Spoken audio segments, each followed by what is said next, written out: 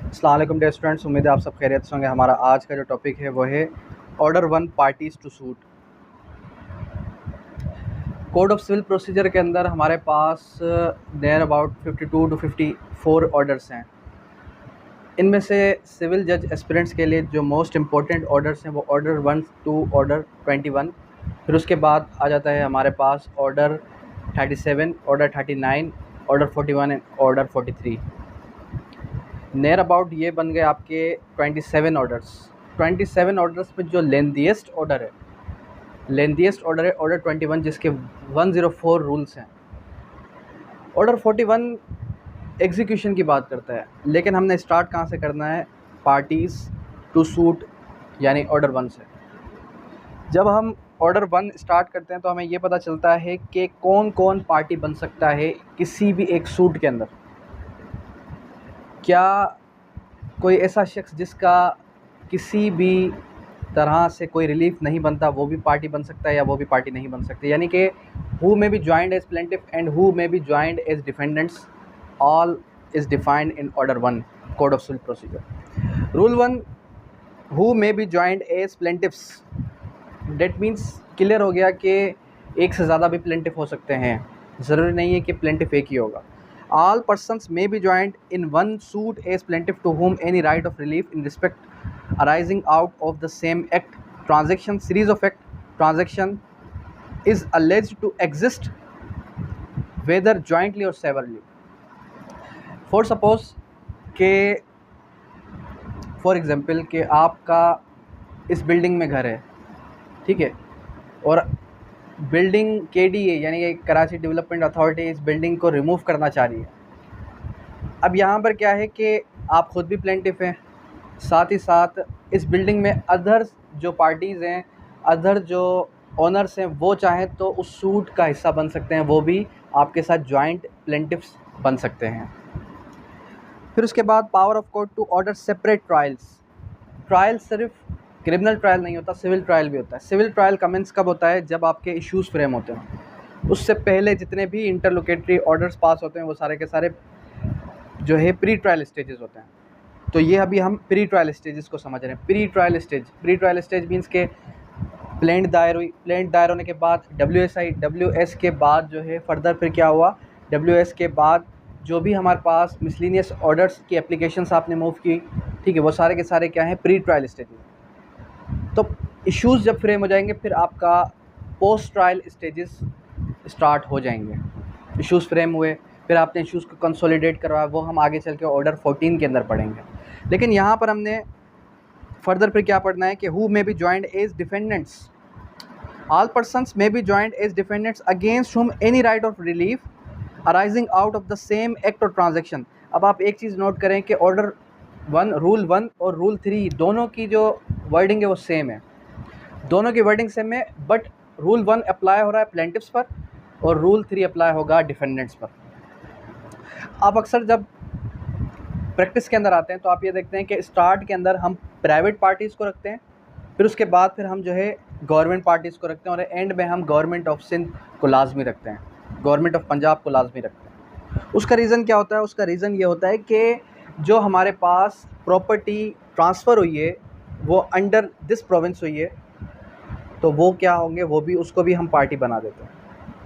इसी तरीके से अगर फॉर सपोज़ आपकी प्रॉपर्टी कच्ची आबादी की अथॉरिटी है तो आपने उसको भी पार्टी बनाना है, ठीक है। रजिस्ट्रार जिसने आपकी प्रॉपर्टी पर रजिस्ट्रेशन की है उसको भी आपने पार्टी बनाना है। लेकिन ये नेसेसरी पार्टीज़ नहीं होती।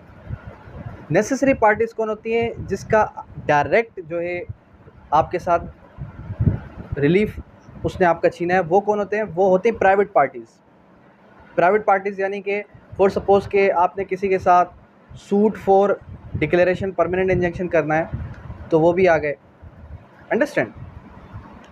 उसके बाद आ जाता है कोर्ट में give judgment for the against one और मोर जॉइंट पार्टीज़। अब यहाँ पर ये होगा कि कोर्ट चाहे तो एक या एक से ज़्यादा के ख़िलाफ़ भी दे दे जजमेंट पास कर दे, चाहे तो सबके हक़ में दे दे। किस तरीके से? देखें, पहले होगी डिक्री पास।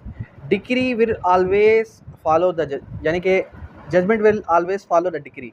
जो भी डिक्री में होगा वो सारा कुछ जजमेंट में डिस्क्राइब किया होगा। जजमेंट के अंदर A to Z बात लिखी हुई होगी। यानी कि जजमेंट जो है वो कंसाइजली नहीं होगी, डिटेल्ड जजमेंट होगी, डिटेल्ड ऑर्डर होगा। उसके अंदर from the first hearing of the suit till the last hearing of the suit, यानी कि जब आपके जजमेंट पास हो गई, कब से आपने प्लेंट दायर की तब से लेके एंड तक जो भी ये अक्रंस हुई, ये सारा कुछ जो है लिखा होगा जजमेंट के अंदर। फिर उसके साथ एक ऑर्डर शीट अटैच होगी। ऑर्डर शीट के अंदर क्या होगा, ऑर्डर शीट के अंदर ये लिखा होगा कि किस किस डेट पर कौन कौन से ऑर्डर्स, इंटरलोकेटरी ऑर्डर्स पास किए गए। इंटरलोकेटरी ऑर्डर्स क्या होते हैं ये भी आगे चल के पढ़ते हैं। अच्छा, defendants need not to be interested in all the relief claim. मैंने आपको क्या बताया कि आप जो है नेसेसरी पार्टीज़ भी बनाते हैं डिफेंडेंट्स में, और आप उन लोगों को भी पार्टीज़ बनाते हैं कि जो कि जिनका दूर दूर तक कोई भी लिंक नहीं है। यानी कि अगर प्रोविंस ऑफ सिंध के अंडर आपकी बिल्डिंग थी और फिर जो है ये क्या हुआ, गवर्नमेंट के अंडर होते हुए ये काम हुआ और एक प्रॉपर्टी पे किसी ने कब्ज़ा कर दिया, अब यहाँ पर वो लोग WS नहीं देंगे, ठीक है, फिर भी आपने उसको पार्टी बनाया। इसलिए क्या कह रहा है कि defendants need not to be interested in all the relief claim. Secondly, अगर हम बात करें कि जो प्राइवेट पार्टीज़ हैं बिलफर्ज के, उन्होंने क्या किया, उन्होंने जो है आपकी प्रॉपर्टी पर कब्ज़ा किया। अब आप पोजेसन क्लेम करने जा रहे हैं, आप पोजेसन क्लेम करने जा रहे हैं, डिक्लेरेशन क्लेम करने जा रहे हैं। वो कहते हैं पोजेसन तो हमारे पास है ही नहीं, वो जगह तो एविक्ट पड़ी हुई है, वो जगह तो खाली पड़ी हुई है। लेकिन अजम्पशन ये है कि जब वो लोग आपकी जगह पर इंटर अपॉन हो गए, इंटर अपॉन होने के बाद उन लोगों ने अपने सारे काम कर दिए, सारे काम सर अंजाम दे दिए, डेट मीन्स उन्होंने ट्रेस पासिंग की। ट्रेस पासिंग करने के बाद अब पोजीशन अगर आपके पास होती तो वो ऐसा कभी भी ना करते, पोजीशन उन लोगों के पास ही है। यानी कि कहने का मकसद क्या है, defendant needs not to be interested in all और होल द रिलीफ क्लेम। जितना रिलीफ आपने उनसे क्लेम किया है ज़रूरी नहीं है कि उतना ही क्लेम हो। अगर फॉर सपोज मनी सूट है, मनी सूट के अंदर ये होता है कि मनी सूट के अंदर अगर आप ये सोचें कि यहाँ पर हमने उनसे 10 करोड़ पे क्लेम किए हैं कि 10 करोड़ पे वो हमें देंगे, हो सकता है 9.5 करोड़ हो, ठीक है, तो ज़रूरी नहीं है कि होल द रिलीफ क्लेम ही बनता हो। Joinder of parties liable same contract, the plaintiff may at his option join the parties same suit or any person severally or jointly or severally liable to any one contract including parties bill of exchange, hundies, promissory notes. Joinder of parties liable on same contract का मतलब क्या है कि जो parties joint होंगी वो same contract का हिस्सा होंगी। अब यहाँ पर 3 चीज़ें आगे चल के आई, parties to bill of exchange, hundis और प्रोमिसरी नोट।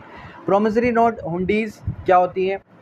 प्रोमिसरी नोट्स और हुंडीज़ की डेफिनेशन डिस्क्राइब की गई है किसके अंदर, निगोशिएबल इंस्ट्रूमेंट के अंदर। निगोशिएबल इंस्ट्रूमेंट 1881 के अंदर जब आप पढ़ेंगे तो वहाँ पर बताया गया कि बिल ऑफ एक्सचेंज क्या है, बिल फर्स। फॉर एग्जांपल आप क्या करते हैं, आप जो है गवर्नमेंट जो है बैंक के अंदर जाकर अपना बिल सबमिट करते हैं, ठीक है। इसी तरीके से आप क्या करते हैं, आप चेक देते हैं, चेक के बदले में आपको पैसे मिल रहे हैं, ये भी एक किस्म का बिल ऑफ एक्सचेंज है, सही है।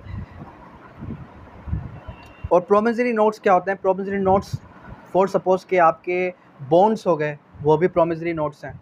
इस तरीके से कोई भी ऐसी चीज़ के जिसके बदले फ़ौरन ही आपको पैसे मिल जाएं, वो सारे के सारे प्रोमिसरी नोट्स हैं।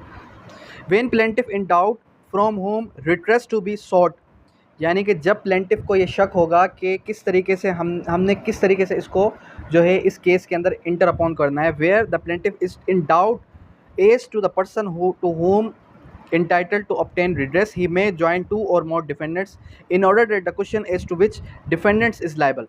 बिलफर्ड्स के आप जो है इस घर में रहती हैं, आपके साथ आपकी सिस्टर भी रहती है। अब मुझे ये डाउट है कि दोनों की नाम जो है वो रिजेम्बलेंस में है, तो मैं चाहूँ तो दोनों को डिफेंडेंट बना सकता हूँ। जब मैं दोनों को डिफेंडेंट बनाऊँगा तो ऑटोमेटिकली एक पार्टी आएगी नहीं, वो कहेगी कि मेरा तो किसी तरीके से दूर दूर तक कोई भी रिलीफ नहीं बनता। दूसरी पार्टी जिसका रिलीफ होगा वो ऑटोमेटिकली आ जाएगी। उसके बाद फिर आ जाता है वन पार्टी मे सू और defend on behalf of all the same interest, यानी कि एक पार्टी किसको सू कर सकती है? एक पार्टी सू करेगी सेम इंटरेस्ट। इसको ज़रा पढ़ते हैं। Where there is numerous persons having the same interest in one suit, one और more such persons may with the permission of the court sue to be sued or may defend in such suit on behalf of the benefit of all persons so interested, यानी कि जो भी interested है वो सारा के सारा relief के अंदर उस सूट के अंदर इंटर हो सकता है, ठीक है। फिर उसके बाद 9 और 10 रूल 9 और rule 10 most important, most repeated question है, इंटरव्यू के अंदर भी आता है, आपके स्क्रीनिंग के अंदर भी आता है और अदर कॉम्पिटिटिव एग्जाम्स के अंदर भी आता है। रूल 9 और रूल 10 क्यों इंपॉर्टेंट है? क्योंकि इसकी प्रैक्टिस भी ज़्यादा है। रूल 9 और रूल 10 इसलिए इंपॉर्टेंट है क्योंकि ये इस ऑर्डर का नटशेल यही रूल है। अभी तक हमने जो पढ़ा, हमने सिर्फ जर्नल चीज़ें पढ़ी। जर्नल चीज़ें कौन कौन सी पढ़ी कि कौन पार्टी बन सकता है, कौन डिफेंडेंट बन सकता है, ये चीज़ें पढ़ी। लेकिन रूल 9 क्या बताता है? Miss joinder, non joinder. ठीक है,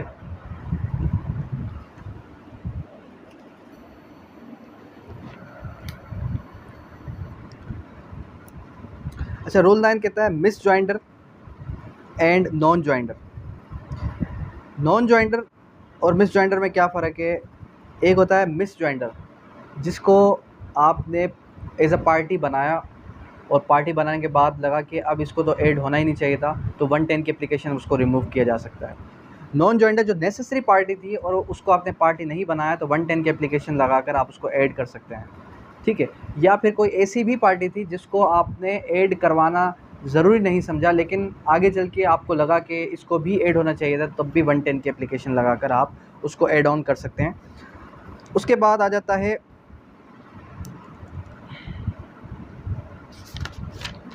rule 11, conduct of suit. The court shall at the time of framing of the issues give the conduct of the suit to which party as it deems proper expeditious adjudication of the suit. यानी किस तरीके से suit को conduct किया जाएगा।